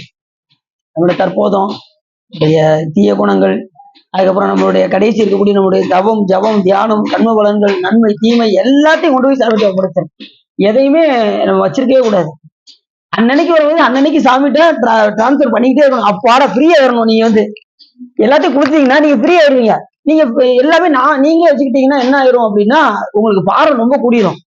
நிறைய சுபுண்ணியம் பண்ணியிருக்கோம், நிறைய அடியாருக்கு செஞ்சிருக்கோம் அப்படிங்கிறது மனசுல நினைச்சுக்கிட்டே இருந்தீங்கன்னா உங்களுக்கு பாரம் நிறைய கூட ஆரம்பிச்சிடும். வினை பயனும் ஏற ஆரம்பிச்சிடும். இங்கிட்ட வாங்கி ஒரு ஆள் உங்களை போன் வந்துட்டாங்கன்னு வச்சுக்கோங்க, இங்கிட்ட வாங்கி சாமி எல்லாம் திருவேரல் அப்படின்ட்டு முடிஞ்சு வச்சு வாசல் அங்கிட்டு போயிடும். நீங்க வச்சுக்கிட்டே இருந்தீங்கன்னா இன்னும் அதுலயே புகழ்ந்து அந்த புகழுக்கு மயங்கி இங்கேயே தெரிஞ்சுக்கிட்டே இருப்பீங்க. மறுபடியும் பிறப்பு வந்துகிட்டே இருக்கும். புகழுக்கு மயங்கிட்டோம்னா அடுத்த நிமிஷமே நமக்கு என்ன வந்துடும்? பிறப்பு வந்துவிடும். அப்படியா? என்னைய புகழ்ந்தீங்க, என்னையதானா நினைச்சிட்டோம்னு வச்சுக்கோங்க. அதான் எந்த நிலையிலையும் எல்லாம் ஈசன் திருவருள்னு நமக்கு வரக்கூடிய புகழ், செல்வம் எல்லாமே ஈசன் தந்தது என்பதை நாம் மறந்துடக்கூடாது. இடையில வந்த இச்செல்வம் சிவன் தந்தது. உடுக்க தந்தை துணி உண்டு, படுக்கை எங்கும் புறம் திண்ணை உண்டு, இடையில் வந்த இச்செல்வம் சிவன் தந்தது என்று நாம் நினைக்கிறோம். பசித்து வந்தால் கொடுக்க சிவன் உண்டு என்று நினைந்து, இடையில் வந்த இந்த செல்வம் எல்லாம் சிவபெருமான் தந்தது என்று உணர்ந்து நாம் என்ன செய்ய வேண்டும்? இந்த உலகத்தில் வாழ வேண்டும். நமக்கு வரக்கூடிய செல்வங்கள்லாம் ஏதோ புண்ணியம் பண்ணியிருக்கோம், சாமி கொடுத்திருக்காரு. இன்னைக்கு வறுமையா இருக்குமா? ஏதோ நம்ம தீவிர செஞ்சிருக்கோம், அதனால நம்ம வறுமையா இருக்கோம் அப்படிங்கிறத நம்ம நினைச்சுக்கணும். அவ்வளவுதான். எதையுமே பொறுத்துக் கொள்ளுதல். நல்வினை வந்தாலும் தீவினை வந்தாலும் அதை பொறுத்துக் கொள்ளுதல். அதுதான் இருவினை ஒப்புன்னு பேர். இருவினை ஒப்பு மலபரிபாகமாகும், மலபரிபாகம் சத்திரிபாதம், சத்திரிபாதம் அடுத்து ஞானம், ஞானத்தை கடந்தால் மோட்சம். இப்படி வரிசையா வரும். இப்ப பின்னாடி அவங்க என்ன கொண்டு போனாங்கன்னா ஆண் 5 கொண்டு போனாங்களாம். ஆண் 5 என்னது? பால், தயிர், வேற என்னது? கோமியம், நெய், இதெல்லாம் வந்து பாத்தீங்கன்னா இதை வந்து பின்னாடி கொண்டு போனாங்களாம் அந்த அம்மா. குடத்துல வச்சு கொண்டு போனாங்க. ஆனா பிற்காலத்துல என்ன சொல்றாங்க அப்படின்னா வெறும் மோர் கொண்டு போனாங்க, ஆனைந்தில் இருக்கக்கூடிய மோரை கொண்டு போனாங்கன்னு ஒரு சில நூல்கள் நமக்கு சொல்லுது. இது நம்ம எதை வேணா நீங்க எடுத்துக்கோங்க. ஆனைந்து எடுத்து சென்றார்கள். அப்படி எடுத்து சொல்லும் போது என்ன ஆகியது அப்படின்னா, திடீர்னு அவர் ரொம்ப ரொம்ப 2-3 நாளா பட்டினியா இருக்காரு. செல்வம் அந்த காலத்துல எப்படி பணி செஞ்சாரோ அப்படி செல்வம் இல்லாத காலத்திலயும் கூலிக்கு வேலை பார்த்து சென்னல் அரிசி, செங்கீரை, மாவடு கொடுத்து தான் குறைந்த இல்லாத இருக்கக்கூடிய கார்னல்ல எடுத்து உண்டு கொண்டு இருந்தார். அடுத்து வசதி கொஞ்சம் குன்றியது. இருக்க இருக்க வசதியை குன்றத்தான் செய்யும் ஒழிய கூடுவதற்கான வாய்ப்பு இல்லாமே இருக்கு. ஏன்னா நிலை அப்படிப்பட்ட நிலை. ஏன்னா இப்ப குறை வச்சது யாரு? இதை மட்டும் மறந்துடக்கூடாது. நமக்கு செல்வம் இருப்பதும் செல்வம் குறைவதும் யாருடைய கையில இருக்கு? நிலை. நம்ம நினைப்போம் என் சம்பாத்தியத்தினால நான் அப்படி உயர்ந்தேன் அப்படின்னு நாம நினைப்போம். ஆனா செல்வத்தை உயர வைப்பதும் குறை வைப்பதும் சிவபெருமானுடைய கையில் தான். அப்ப சுந்தரம் சாமிகள் கைலாய மலையில இவர் பார்க்கலையாம். சுந்தரம் சாமிகள் அந்த பெண்ணை பார்க்கல, சிவபெருமான் தான் பார்க்கும்படி செய்தார் அப்படின்னாரு. மாதவம் செய்தில தென் திசை வாழ்வில ஈதிலா திருத்தொண்ட தொகை தர போதுவார் அவர் மேல் மனம் போக்கிட. யார் போக்குனா? சிவபெருமான் தான் அவர் அந்த பெண்கள் மேல் மனத்தை போக்கி. இவர் பார்க்கல, ஏன்னா கைலாய மலையில அங்க பார்க்குவதற்கான வாய்ப்பே கிடையாது. ஆனா பார்க்கும்படி சிவபெருமானுடைய திருவருள் கூட்டி வைத்தது. அப்படி கூட்டி வைத்ததுனால என்ன ஆயிடுச்சு? எதுக்காக சாமி கூட்டி வைத்தார்? தீதில்லா திருத்தொண்ட தொகை தருவதற்காக சிவபெருமான் அவர் போதுவார் அவர் மேல் மனம் போக்கினார். காதல் மாதரும் காட்சியில் கண்ணினார். அப்படி காதல் காட்சியில் கண்ணியதால் பூலோகத்துக்கு சென்று வா அப்படின்னாரு சிவபெருமான். சாமி அப்படின்னாரு, சும்மா போயிட்டு வாப்பா, நான் பாத்துக்கிறேன் அப்படின்னாரு சாமி. கைகள் அஞ்சடி குப்பி கலைந்து நான் செய்ய சேவடி நீங்கும் சிறுமையை மையன் மானுடமாய் மயங்கும் வேலைதான் ஏனே என்னை தடுத்து ஆண்டு அருள் செய்யன அப்படின்னு சாமிகிட்ட கேட்டார். என்னை தடுத்தா மட்டும் போதாது, ஆளணும், ஆண்டா மட்டும் போதாது, அருள் செய்யணும், இத்தனையும் கேட்டாரு. சாமி நீ கவலையே படாத, நீ போயிட்டு வா, உன்னை தக்க நேரத்தில் தடுத்தாட்கொள்கின்றேன்னு சாமி சொன்னாரு. அதே போல கரெக்டா கல்யாணத்தை நிறுத்து அப்படின்ட்டாரு சாமியை. கல்யாணத்தை சிவபெருமானுடைய கருணை என்ன தெரியுமா உங்களுக்கு? ஒரு கல்யாணத்தை அடியாருடைய கல்யாணத்தை நிப்பாட்டிட்டோமேனு சிவபெருமானுக்கு ரொம்ப கவலையாயிருச்சான். ஒரு அடியார் கல்யாணத்தை நிப்பாட்டிட்டோமே, அதுவும் பக்குவம் உள்ள அடியாரு. சுந்தரம் சாமி மேருமலையிலும் தவம் செய்தவர். அப்படிப்பட்டவருடைய கல்யாணத்தை நம்ம நிப்பாட்டிட்டோமே, சரி ஒரு 2 கல்யாணத்தை முடிச்சு வச்சிருவோம் அப்படின்னு சிவபெருமான் முடிச்சாரா. ஒண்ணுக்கு எத்தனை முடிச்சாரா? கமலினி அனிந்திதை என்கின்ற 2 பெண்களை சிவபெருமான் திருமணம் முடித்து வைத்தார். அதுக்கப்புறம் நடந்த கதை உங்களுக்கே தெரியும். அவரு 2 கண்ணு போய் அதுக்கப்புறம் வழக்கண்ணை நமது இடக்கண்ணை நமது காஞ்சிபுரத்திலையும் வழக்கண்ணை திருவாரூர்லையும் பெற்றார். மற்றை கண்தான் தாராது ஒளிந்தால் வாழ்ந்து போதீரே குற்றம் ஒன்றும் செய்தது இல்லை கொத்தையாக்கி நீர். சாமி எப்படி சொல்றாங்க? சாமி நீதான் சாமி என்னை கொத்தையாக்கிட்ட அப்படின்றாரு கண்ண. ஏன்னா இவர் எதுவுமே செய்யல, செஞ்சது பூரா யாரு? கொத்தையாக்கிட்டியே சாமி. இப்படி சாமி உனக்கு 3 கண்ணு இருக்கா இல்லையா சாமி? உனக்கு 3 கண்ணு இருக்கா சாமி? அதுல எனக்கு ஒரு கண்ணை குடிசாமி அப்படின்னாரு சாமி சிவபெருமான். மற்றை கண் தான் தாராது ஒழிந்தால் நீயே இந்த திருவாரூர்ல வாழ்ந்து போசாமி, குற்றம் ஒன்றும் செய்ததில்லை என்னை கொத்தையாக்கி. ஆனா நீ என்ன பண்ணிரு, எனக்கு ஒரு கண்ணை கொடுத்தோம்னா அடுத்த நிமிஷமே சாமி வழக்கண்ணை கொடுத்தாரு. அதுக்கப்புறம் வசந்த உற்சவத்தை திருவாரூர் கண்டு கழித்தார் சுந்தரம் சாமி. சுந்தரம் சாமிக்கு ரொம்ப ஃபேவரட்டான ஊர் எதுன்னா திரு ஆரூர். சுந்தரம் சாமிக்கு பிடிச்ச ஊர் என்ன ஊரு? திரு ஆரூர். இப்ப நமக்கு ரொம்ப பிடிச்ச ஊர் எந்த ஊரு? சிவத்தூர். அதுலயும் வைத்தியநாத சாமி திருக்கோயில், சகஸ்திரிங்க திருக்கோயில். இப்படி நம்ம எப்படி ஃபேவரட்டா சொல்றோமோ அது அவங்களுக்கு. அது மாதிரி இந்த ஃபேவரட்டான கோயில எங்க போனாலும் அவங்கள அதேதான் பார்ப்பாங்க, அந்த சாமியாவே பார்ப்பாங்க. கைலாய மலைக்கு போனாலும் எப்படி பார்ப்பாங்க? அந்த ஆட்கொண்ட பெருமானை தான் பார்ப்பாங்க. இப்ப நம்ம கைலாய மலைக்கு போனாலும் எங்க பார்ப்பாங்க? வைத்தியநாத சாமின்னு தான் பார்ப்போம். அதே போலதான் எல்லா அருளாளர்களுமே பார்த்துள்ளாரு. சரி, அப்படி ஆணையந்த பின்னாடி கொண்டு போனாங்க. உடனே ஒரு அப்படியே ரொம்ப பட்னியா இருந்ததுனால அந்த செங்கீரையை கொண்டு போகும்போது திடீர்னு அப்படி நிலை தடுமாறி அப்படியே கவிழ்ந்து. அப்படி கவிழ்ந்ததும் ஏற்கனவே இந்த அம்மா அந்த குடத்தை வச்சிருந்தாங்க பாருங்க, இவர் இப்படி லேசப்படி தளர்ந்ததும் அந்த நாயனார் அப்படி போய் தாங்கி பிடித்தாங்க. இவங்க கையில வச்சிருக்கிறத கீழே விட்டாங்க. விட்டதும் என்ன ஆயிடுச்சு, அந்த செங்கீரை மாவடு எல்லாம் அப்படி கீழே சிந்தியது, நிலத்தில் சிந்தியது. நிலத்தில் சிந்தியதும் இவரு கோயிலுக்குலாம் நீ போக தேவையில்லை, அங்க போக வேண்டியது, இங்கே எல்லாம் சிந்திருச்சுல, இனிமே நாம வாழ்வதற்கு தகுதி இல்லை அப்படின்னு முடிவு பண்ணாரு. நாம அப்படி நினைப்போமா? சாமிக்கு இப்ப நைவேத்தியம் கொண்டு வரோம், காலை கொண்டு போய் கீழே நிலத்தை தவிச்சுன்னா என்ன செய்வோம்? டக்குனு மறுபடியும் இருக்க போய் கேசத்தை திருக்கி இன்னொன்று வச்சுட்டா போச்சு அப்படின்னு நாம நினைப்போம். ஆனா நாயனார் வந்து அப்படி நினைக்கல. இனிமே அவங்க மறுநாள் தான் அந்த செல்ல அரிசியை பார்க்க முடியும். ஏன்னா கூலிக்கு வேலைக்கு போறாங்க. அப்படிங்கும் போது இன்னைக்கு கிடைக்கக்கூடிய அந்த வருமானத்தை எடுத்து இந்த சென்னல் அரிசி செங்கீரை மாவோடு எடுத்து கொண்டு போகும்போது அது மேல கீழே தவறிடுச்சு. தவறுனதும் இனிமே வாழ்வதற்கு தகுதியில்லைன்னு சொல்லி அந்த கையில இருக்கிற அந்த கத்தி எடுத்து கையில எப்பவுமே அறிவாள் வச்சிருப்பானா. அதனால இந்த நாயனாருக்கு தாயனார் சொன்னோம்ல, அறிவாள் இந்த நேரம் கையில வச்சிருக்காங்க. அறிவாள் தாய நாயனார், அதை நம்ம அறிவாட்டாய நாயனார் அப்படிங்கிறோம். எடுத்து ஊட்டி எடுத்து இப்படி அறுக்க போனாராம். இனி வாழ்வதற்கு தகுதி இல்ல, சாமிக்கு நிவேதனம் கொடுப்பதற்கு தவறிடுச்சு.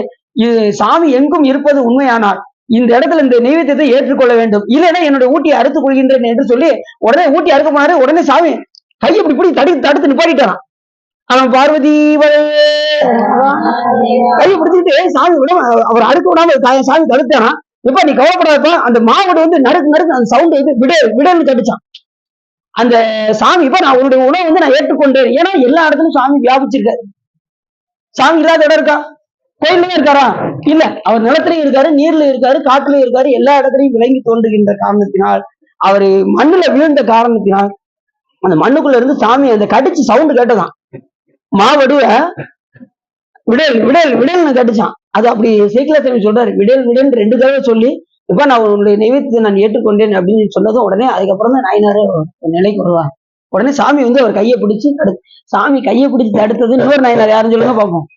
அந்த திருக்குறிப்பு சொன்னாரு என்ன பண்ணாரு, அந்த இனிமே வாழ்வதற்கு தகுதி இல்ல, அடியாருடைய அந்த துணி கிழிந்து போன காரணத்தினால் இனி வாழ்வதற்கு தகுதி இல்லைன்னு சொல்லி அந்த துவைக்கிற அந்த கல்ல போய் முட்டை போனாரு. சிவபெருமான் அப்படியே அந்த இது பூமியில இருந்து அந்த கல்லுல இருந்து அப்படியே பிடிச்சிட்டாரு. அதே மாதிரி கண்ணப்ப நாயனாருடைய வரலாறுல சிவலிங்கத்துக்குள்ள இருந்து போய் நெல்லு கண்ணப்பன் போய் தடுத்தாரு. இப்படி சில இடங்கள் எல்லாம் சாமி போய் தடுத்திருக்காரு. இப்படி நிறைய நாயனாருக்கு இந்த மாதிரி எல்லாம் சாமி என்ன பண்ணிருக்காரு, தடுத்திருக்காரு. இப்ப எவ்வளவு பெரிய சிறப்பு பாருங்க. நாயனார்கள் அப்படி எல்லாம் போய் தடுக்கணும்னா அவங்களுடைய எல்லையில்லாத செயல். இதெல்லாம் செயற்கரிய செயல். செயற்கரிய செய்வர் பெரியர் சிறியர் செயற்கரிய செயல் ஆகாதா. நம்மளாம் அப்படி செய்யறதுக்கெல்லாம் லாய்க்கே கிடையாது. நம்மளாம் அப்படி செய்ய முடியாது. ஏன்னா நம்மளுடைய கரணம்ல என்ன காரணம்? நம்மளுடைய கரணம்னா ஆமா யாருச்சா அப்படி பகல்ல வர உட்காந்து இருக்கும். சரி, அப்படி சொன்னதுமே விடையல்னு சொன்னதும் ரொம்ப நாயனாருக்கு ரொம்ப சாமியே தடுத்தாரு கொண்டாரு அப்படின்னு சொல்லி எண்ணில்லாத மகிழ்ச்சியோடு சிவபெருமான் காட்சி கொடுக்க உடனே சாமி அவரை போட்டி புகழ்ந்து பாடினார். யாரு? அறிவாட்டாரு சாமியார் போற்றி தடுத்தாட்கொண்ட தலைவா போற்றி. சாமிய நாம என்ன செய்வோம்? வேற்றாகி விண்ணாகி நின்றாய் போற்றி, மீளாமையால் என்னை கொண்டாய் போற்றி, ஊற்றாகி உள்ளே ஒளித்தாய் போற்றி, ஓவாத சத்தத்து ஒளியே போற்றி, ஆற்றாகி அங்கே அமர்ந்தாய் போற்றி, ஆரங்கும் நாவேதம் ஆனாய் போற்றி, காற்றாகி எங்கும் கலந்தாய் போற்றி, கைலை மலையானே போற்றி போற்றி. எல்லா இடத்துலயும் சாமி யார் இருக்கா? கைலாய நாதனையே காணலாமே, கைலாய நாதனையே காணலாமேன்னு ஒரு பதியமாவே பாடினாரு அப்பசாமி. நீ எந்த கோயில பார்த்தாலும் அங்க யார் இருப்பா? கைலாய நாதனையே காணலாம். அப்படி சாமி எல்லையில்லாத அருளை செய்தார். அப்படி திருக்கோயில அப்படி சாமியை போட்டு பாட ஆரம்பிச்சாரா ஐயாட்டாயினாங்க. உடனே அந்த அம்மாவும் கூட இருந்தாங்களா. உடனே சாமி என்ன பண்ணாரா, நீங்கள் இருவரும் நமது லோகத்தில் வந்து எப்போதும் நம்மோடு வாழ்வாயாக அப்படின்னு சிவபெருமான் பண்ணித்தாரான். அப்ப எவ்வளவு ஒரு சிறப்பு பாருங்க. எப்போதுமே சிவலோகத்தை நம்மோடு இருப்பாயாக அப்படின்னு சிவபெருமான் பண்ணித்தார். அப்படிப்பட்ட ஒரு சிறப்புடைய நாயனார் இந்த அறிவாள் தாய. அதை நம்ம எப்படி சொல்லுவோம்? அறிவாட்டாய நாயனார். எப்பயும் அது பாத்தீங்கன்னா தொண்டுக்கு இடையூறு வந்தால், நல்லா தெரிஞ்சுக்கோங்க, தொண்டுக்கு இடையூறு வந்தால் உயிரை விடுவதற்கும் துணிவார்கள் நாயனார்கள். அதுதான் நாயனாருக்கும் நமக்கும் உள்ள வித்தியாசம். கொண்ட கொள்கையில கடைசி வரைக்கும் உறுதியாக இருப்பார்கள். அவர் தான் நாயனார்.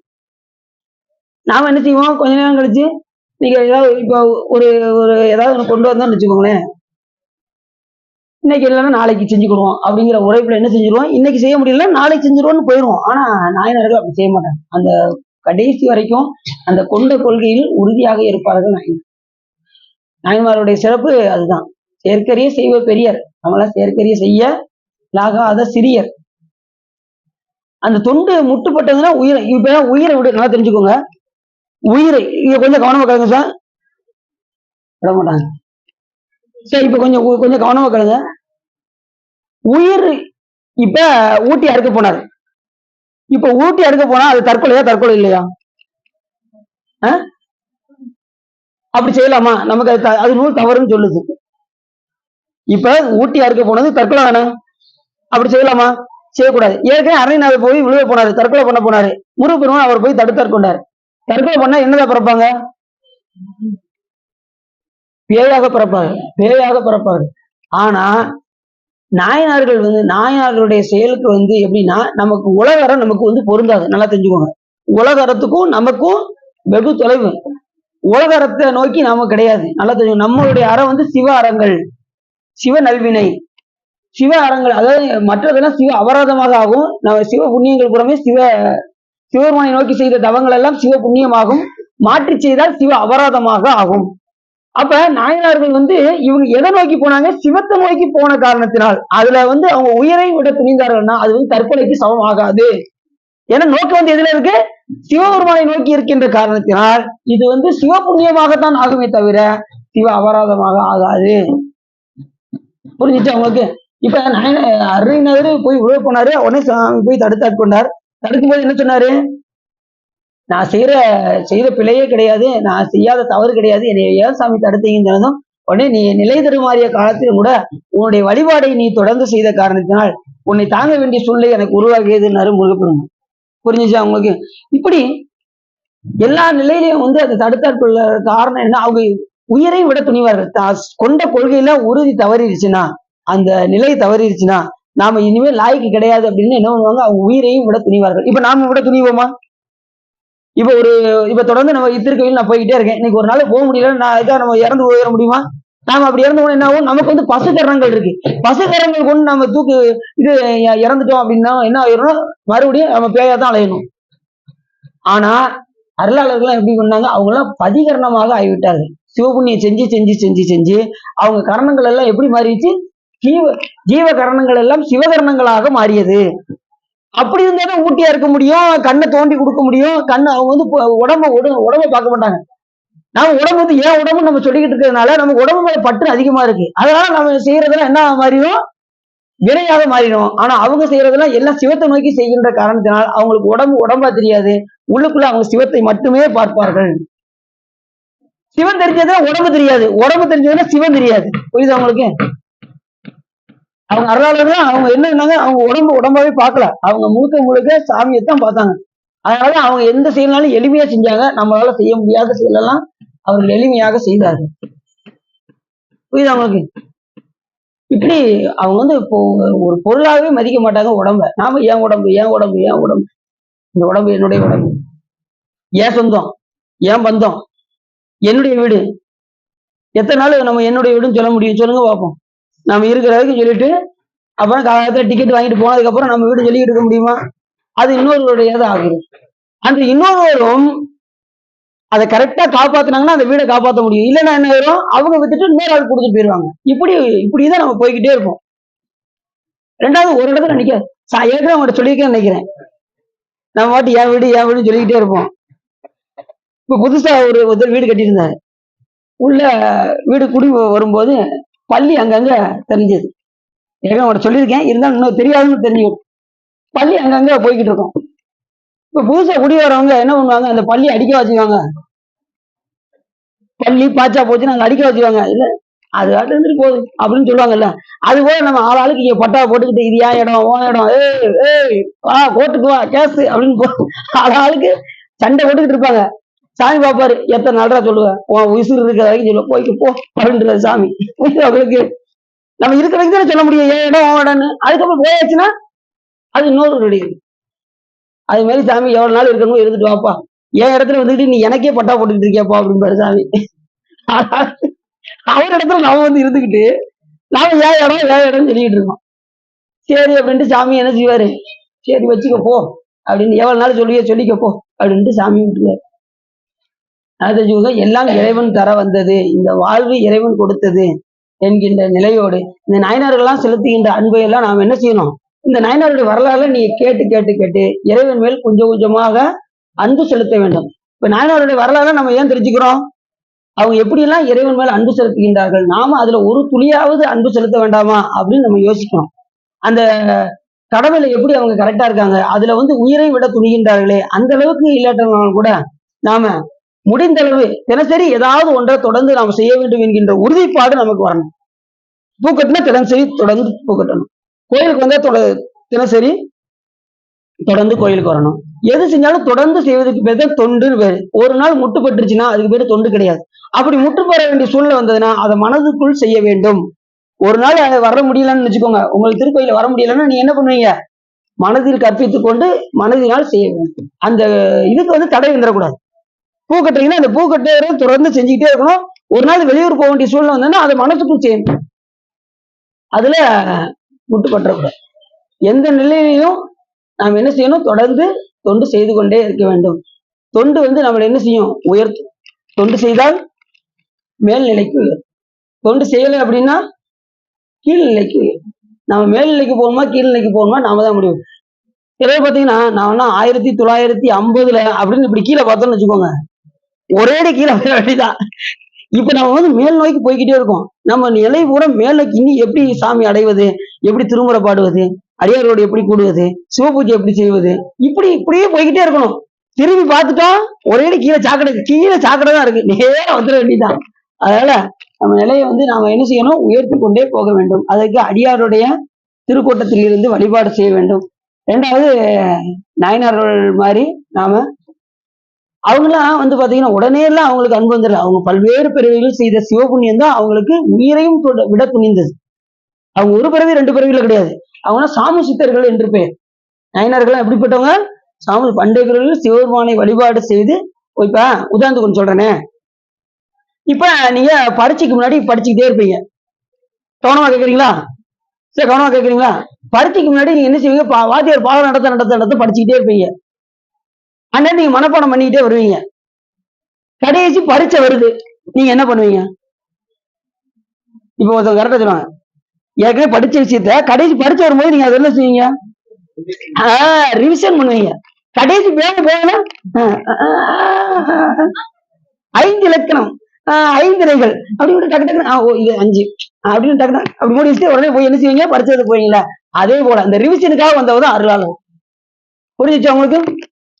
எதுக்காக வந்தவங்க? ஏற்கனவே அவங்க சரியகிரி யோகம்லாம் முடிச்சுட்டு ஞானத்துக்காக வந்தவர்கள். சரியகிரி யோகம்லாம் முடிச்சு ஞானத்துக்காக அவங்க ஒரு ரிவிஷன் அப்படி திருப்பதிக்காக வந்தாங்க. நமக்கு அருளை போதித்து விட்டு அவங்க சிவபெருமானுடைய திருவடி அடையும். அதே போல நாமளும் என்ன செய்யணும், அவங்க சொல்லி கொடுத்த அந்த பாடத்தை கொஞ்சம் கொஞ்சமா பழகி நாம என்ன செய்யணும், சிவபெருமான் மேல அன்பு துளி துளியாக செலுத்தணும்.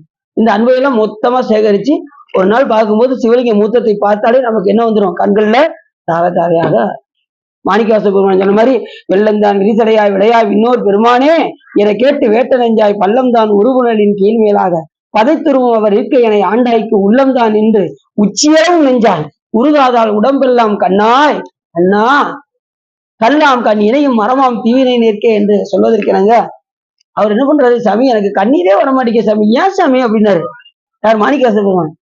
எல்லாரும் என்ன பண்றாங்க, விண்ணோர் பெருமானேன்னு கேட்ட மாத்திரத்திலே அவங்களுக்கு வெள்ளம் போல தண்ணியா போகுது, வெள்ளம் போல தண்ணி போல பாயுது. மற்ற அடியார்கள் இருக்கலாம், ஆனா எனக்கு ஏன் சாமி தண்ணியே வரமாட்டேங்க, எனக்கு கண்ணீரே வரமாட்டேங்க, என்ன காரணம், நான் ரொம்ப தீவினை செஞ்சிருக்கணும் அப்படிங்க.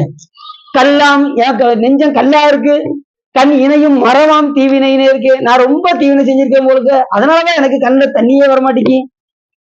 தீவினை செஞ்சவங்களுக்கு கண்ணில ஒரு சொட்டு கூட தண்ணி வராது, கண்ணீரே வராது, நீங்க பார்க்கவே முடியாது. நிறைய புண்ணியம் பண்ணியிருந்தாலும் என்ன வரும், சாமி நினைத்தாலே நமக்கு தண்ணீர் தார தாரையாக வரும். இறைவனுடைய உபகாரத்தை என்னைக்கு நினைக்கிறோமோ நமக்கு என்ன வரும், தாரை தாரையாக தண்ணீர் வரும். உபகாரத்தை மறந்துட்டோம்னா நமக்கு ஒரு துளி கூட வராது. ஆனா எந்த நிலையிலும் நம்ம சாமியுடைய அந்த உபகாரங்களை நாம் நினைந்து கொண்டே இருக்க வேண்டும். நினைந்து நினைந்து ஆட்டகில்லேன் அடியேன் அரசே அவனி தளத்து ஐம்புலனாய சேற்றில் அழுந்தா சிந்தை செய்து சிவன் எம்பெருமான் என்று ஏத்தி ஊற்று மணல் போல் நெக்கு நெக்கு உள் உருகி உருகி ஓலமிட்டு போற்றி நிற்பது என்று கொள்ளோ என் பொல்லாமணியை. எப்படி சொன்னாரு? போற்றி நிற்பது என்று கொள்ளோ என் பொல்லாமணியை உணர்ந்து. எப்படி சொல்ற, என்ன பத்து ஒரு நிமிஷம் இருங்க, நான் அந்த பாட்டு சொல்றேன். புணர்ச்சி பத்து, புணர்ச்சி பத்து, புணர்ந்து கேட்டாலே புணர்ச்சி பத்து. அதனால அள்ளிக்கமல தயனுமாலும் அல்லாதவரும் அமரர்கோனும் சொல்லி பரவும் நாமத்தானே சொல்லும் பொருளும் இறந்த சுடரை நெல்லிக்கனியை தேனை பாலை நிறையின் அமுதை அமுதின் சுவையை எப்படி இந்த மாதிரிலாம் யாரு வர்ணிக்க முடியும்? எந்த புலவராலையும் பாட முடியாது. இந்த மாதிரி மாணிக்கவாசகரும் அது பாரு. அல்லாதவரும் அமரர்கோனும் சொல்லி பரவும் நாமத்தானை சொல்லும் பொருளும் இறந்த சுடரை நெல்லிக்கனியை தேனை பாலை நிறையின் அமுதை அமுதின் சுவையை புள்ளி புணர்வது என்று கொள்ளோ என் பொல்லாமணியை புணர்ந்து பக்திமையால் பணிந்தடியேன் தன்னை பம்நாள் பாமாலை பாட. ஒரு நாள் 2 நாள் இல்லையா, நம்ம பன்னாள் பாமாலை யார் பாட வைக்கணும்? சிவபெருமான் தான் பாட வைக்கணும். நம்மளால பாட முடியாது. பன்னாள் பாமாலை அப்பர் சுவாமியில அப்படி பாட வச்சாராம் சிவபெருமான். சொல்றாரு அவரை, அது புள்ளிருக்கு ஒரு பதியத்துல சொல்றாரு, என்னை சிவபெருமான் எப்படி எல்லாம் பாட வச்சாரு தெரியுமா? பக்திமையால் பணிந்தடியேன் தன்னை பன்னாள் பாமாலை பாட பயில்வித்தானை. பயில்வித்தான திரும்ப திரும்ப செய்யறதுன்னு அர்த்தம். திரும்ப திரும்ப பாட வைப்பது. பன்னால் பாமாலை பாட பயில்வித்தானே எத்தேவும் ஏத்தும் இறைவன் தன்னை என் உள்ளத்தில் ஊறும் அத்தேனை அமுதத்தை ஆவின்பாலை அன்னிக்கும் தீங்கரும்பை அரணை ஆதி புத்தேலை புள்ளிருக்கு வேலைதானே போற்றாதே ஆற்றனாய் போக்கினேனே. இப்படி காலத்தை வீணா போக்கிட்டேனே அப்படின்னு எப்படி பாடுறாரு. நம்ம எல்லாம் என்னைக்கு அந்த அன்பெல்லாம் நமக்கு வரப்போகுதுன்னு தெரியல. நீங்க உங்களுக்கு எல்லாம் நிறைய இருக்கும், அடியனுக்கெல்லாம் இன்னும் வரல. அது சாமி எப்ப கொடுக்க போறாருங்கிறது தெரியல. என்னைக்கு கொடுப்பாருன்னு நம்ம அந்த எப்படி ஒரு விவசாயி நல்லா தெரிஞ்சுக்கோங்க, எப்படி ஒரு விவசாயி அந்த மழைக்காக காத்து கொண்டிருக்கின்றானோ அதே போல சிவபெருமானுடைய திருவருள் நமக்கு எப்பொழுது கிடைக்கும் கிடைக்கும் என்று நாம் காத்து கொண்டிருக்க வேண்டும். யானேதும் பிறப்பஞ்சன் இறப்பதற்கு என்கடவேன் வானேயும் வெறில் வேண்டேன் மண்ணாழ்வார் மதித்து வீரேன் தேனேயும் மலர் கொண்டு சிவனே எம் பெருமானே எம்மானே உன் அருள் பெருநாள் என்னால் என்றென்றே வருந்துவேன். நம்ம அது ஒண்ணுக்குதான் நம்ம வருந்தணும், மற்ற எதுக்குமே என்று சொல்லி இதுக்காரும் உள்ளம் நிறைந்து உவகை சிறந்து இந்த அறிவட்டாய நிலவரை பற்றி நீங்க கேட்டதுனால் உங்களுடைய வலிமையை கரைந்து திருவருள் உரையும் என்று சொல்லி திருப்பூர் பாடி அடியின் உரையை நிறைவு செய்கின்றேன். திருச்சிற்றம்பலம்.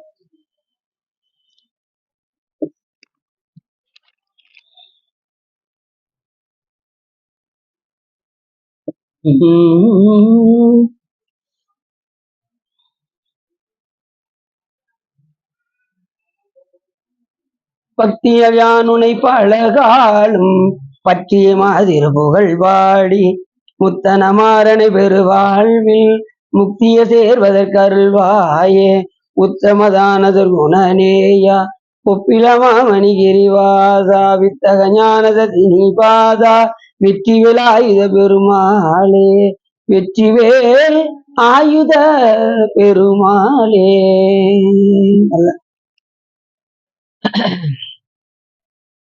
எல்லாப்பிளையும் கருதாப்பிளையும் கசிந்திருங்க எல்லாப்பிளையும் நெய்யாப்பிளையும் ஐந்தத்தை சொல்லாப்பிளையும் புதியாப்பிளையும் தொலாப்பிளையும் எல்லாப்பிளையும் பொறுத்தல்வாய் கட்சி ஏகமனை கைலாய பரம்பரையில் சிவஞான போத நெறி காட்டும் என்னை வயல்வாயும் வேகண்டாந்தரிக்கோர் மெய்ஞான பாடுவாகி குயிலாரும் பொருளில் திருவாவுடு தருவாள் குரு நமச்சிவாய தேவன் சைலாதி மரபுடையவன் திருமரபு நீடூடி தலைக்கமாகும் வான்மிகில் வளாது வேக மடிவளம் துறக்க மன்னன் போன்முறை அரசு செய்க குறைவில்லாத உயிர்கள் வாழ்க நான்மறை அறங்கள் ஓங்க நற்றவம் வெள்ளி மல்க மேன்மைகள் சைவ நீதி விளங்குக உலகமெல்லாம் பையம் நீடுக மாமலை மண்ணுக மெய் விரும்பிய அன்பர் விளங்குக சைவ நன்னறிதான் தலை தோங்குக தெய்வவன் திருநீர் சிறக்கவே. திருச்சிற்றம்பலம். பார்வதி பதையே